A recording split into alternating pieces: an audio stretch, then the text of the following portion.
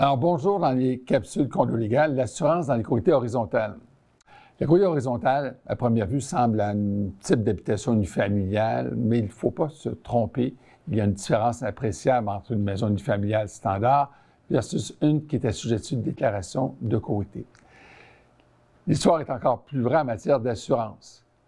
Rappelons dans un premier temps que le syndicat doit assurer l'ensemble de l'immeuble, y compris les parties privatives et les parties communes, à l'exception des améliorations apportées aux parties privatives. En fait, c'est l'article 1073 du Code civil du Québec, qui est un article d'ordre public, qui définit les règles en matière d'assurance.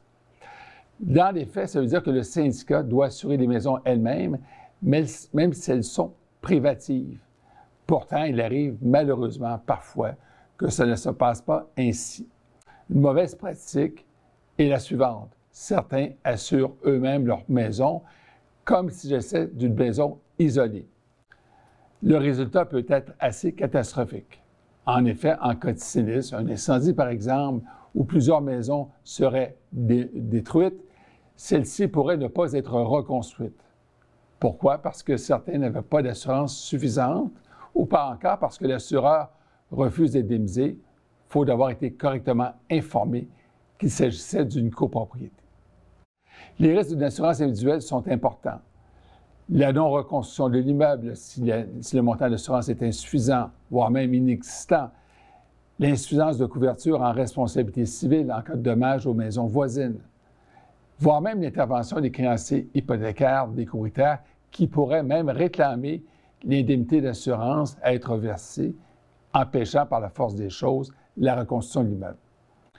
Et même le refus d'indemnisation si l'assureur considère avoir été mal informé du risque à couvrir. Les conséquences pour le syndicat et les administrateurs peuvent être très importantes.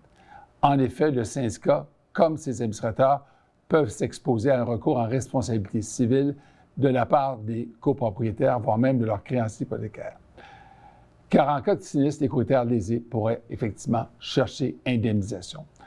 Ce qu'on doit retenir, c'est que dans une copropriété horizontale, comme dans une copropriété verticale, le syndicat doit s'assurer et doit assurer plutôt les parties privatives que les parties communes, et dans cette optique-là, en pleine valeur de reconstruction. Et pour les copropriétaires, ceux-ci doivent assurer des améliorations apportées à leurs parties privatives au terme d'une description des parties privatives qui aurait été souvent votée en Assemblée des copropriétaires. En conclusion, si vous êtes administrateur d'une copropriété horizontale, voire même copropriétaire, posez de bonnes questions. Qui assure quoi? Est-ce conforme à la loi?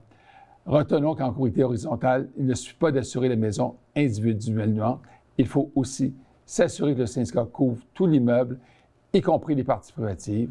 On doit respecter l'article 1073 qui prévoit les règles d'assurance en matière de propriété et prévenir les risques de non-reconstruction en cas de sinistre. Et surtout, protéger les administrateurs contre leur propre responsabilité civile.